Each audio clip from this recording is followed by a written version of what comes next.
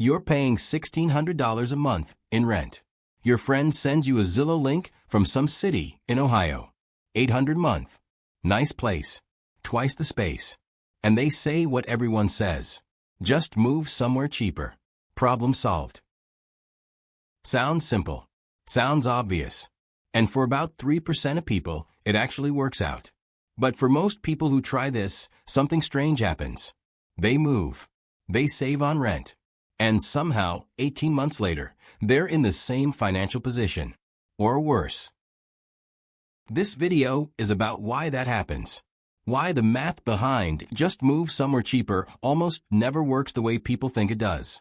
And more importantly, what actually does work if you want to escape the rent trap without blowing up your life. This is educational, not personal financial advice. Your situation is unique. Let's start with the advice itself. Just move somewhere cheaper. It comes from a good place. Housing is the biggest expense for most Americans. Data from the Bureau of Labor Statistics shows the average household spends around 33% of their budget on housing. For renters in high-cost cities, that number often climbs to 40 or even 50%. So the logic seems airtight. If rent is your biggest expense, and rent is cheaper somewhere else, then move there and keep more money. Simple subtraction. But here's what that logic misses. Rent is not an isolated number. It's connected to your income. And your income is connected to your location, your industry, your network, your commute options, and about a dozen other factors that change the moment you relocate. Let me show you what I mean with a quick example. Let's say you're making $60,000 a year in Austin. Your rent is $1,800 a month. That's 36% of your gross income going to housing. Painful. Now imagine you move to a smaller city where rent is only $1,000. You just saved $800 a month. That's $9,600 a year. Life-changing, right? But wait. In that smaller city, the average salary for your job drops to $45,000. Now your rent-to-income ratio is actually 26%. That's better. But your total annual take-home dropped by around $11,000 after taxes. You saved $9,600 on rent, but lost $11,000 in income. You moved. You downsized your life. And you ended up with less money than before. This is the rent trap. Not high rent itself. The trap is optimizing for low rent without accounting for everything else that changes when you move. Most people miss this because they look at rent as a line item instead of a ratio. They see $800 versus $1,600 and think they're saving half. But ratios tell the real story. Here's a quick test. Take your monthly rent. Multiply it by 12. Divide that by your gross annual income. If that number is under 30%, you're in a healthy range. If it's between 30 and 40%, you're stretched. Over 40%, you're in the danger zone where one unexpected expense can spiral into debt. That ratio is what matters, not the rent number. So why does the just move advice fail so often? 3 reasons. Reason 1. Income compression. Wages vary dramatically by metro area.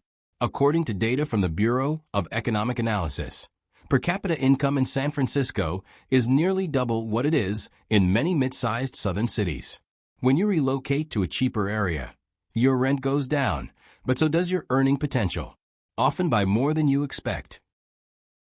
This doesn't mean high-cost cities are always better. It means the gap between rent savings and income loss matters more than either number alone. Reason 2. Relocation costs are invisible until they hit. The average cost to move across state lines can range from $2,000 to $5,000 or more depending on distance and how much stuff you have. Then there's first month, last month, security deposit, maybe new furniture, job search time without income, setting up new utilities and services. All of this adds up to a financial shock that can take 12 to 18 months to recover from. So even if the math works in your favor long term, you might spend the first year and a half just getting back to zero. Reason 3. Network erosion.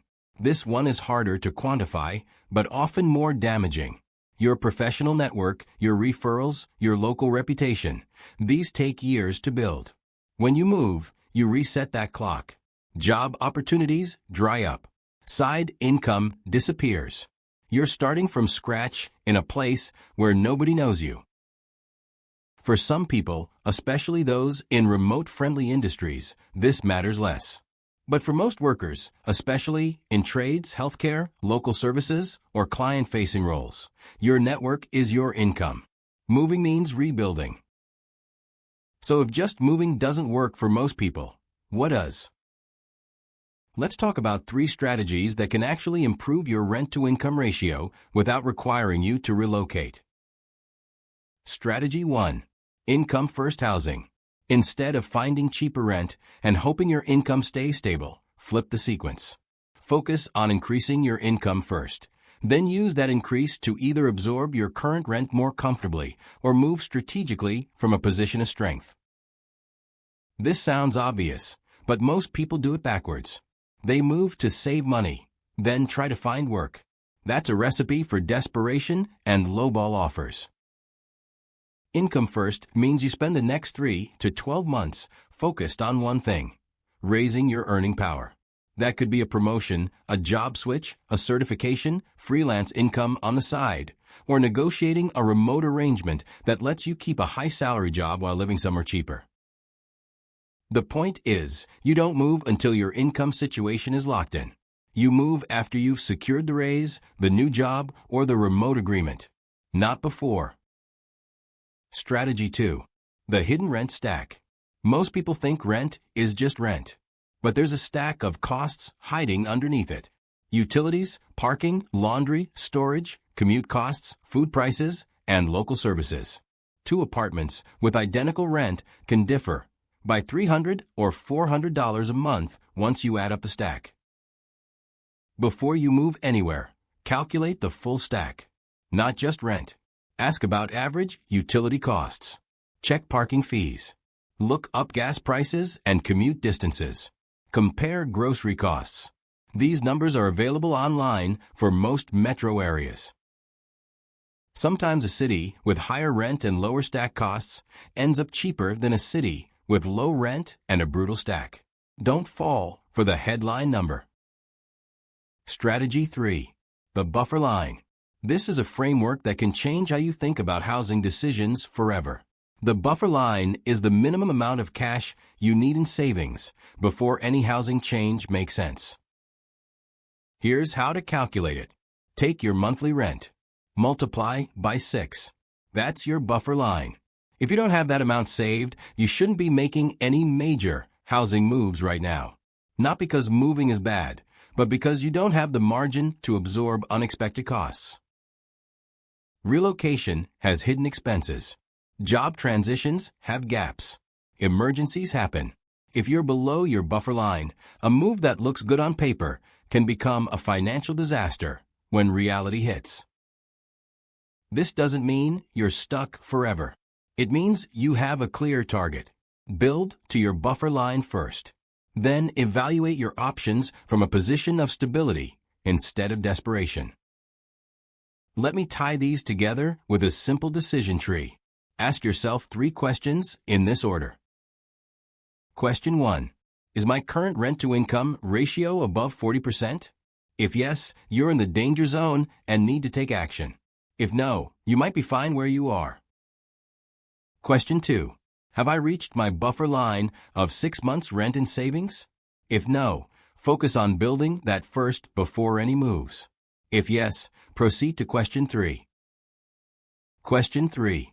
Can I lock in income equal to or higher than my current income before relocating? If yes, moving might make sense. If no, stay put and work on income first. This decision tree keeps you from making reactive moves based on rent frustration.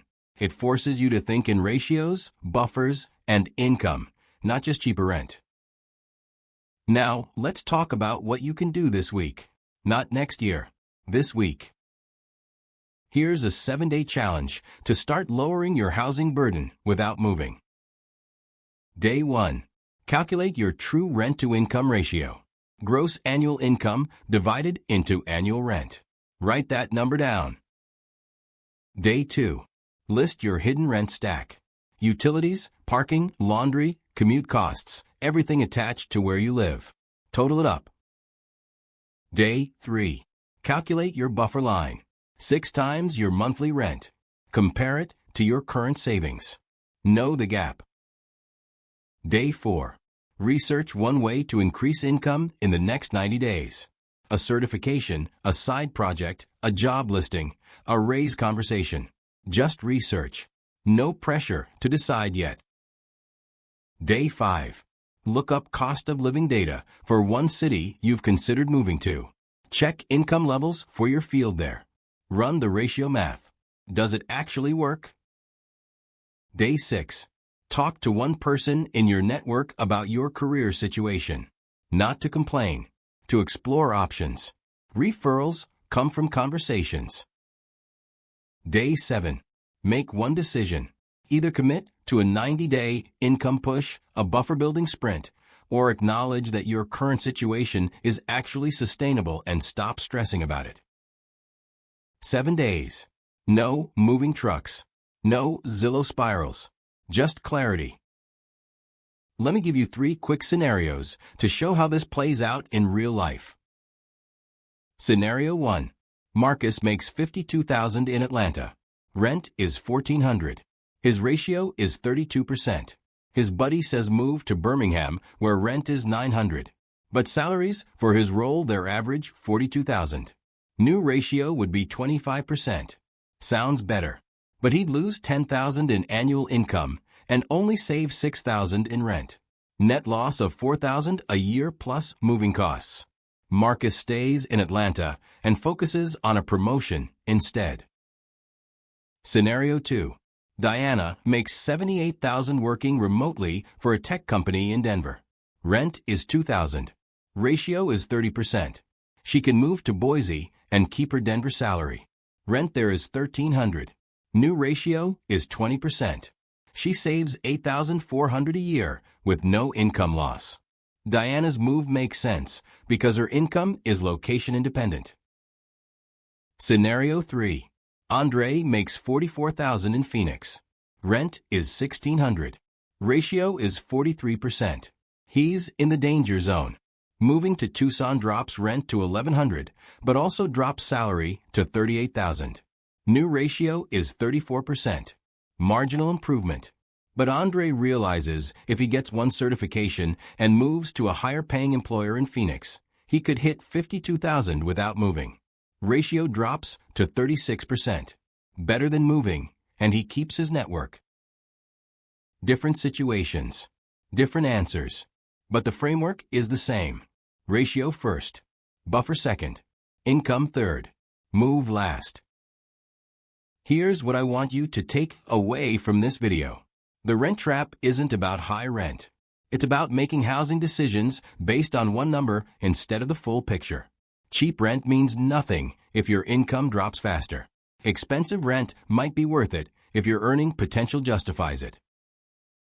Stop chasing the lowest rent number. Start managing your rent-to-income ratio. Build your buffer line. Increase your income before you move, not after. And when you do move, move from a position of strength. That's how you actually escape the rent trap. Not by running to the cheapest zip code. By understanding the math that everyone else ignores. If this helped, you know what to do.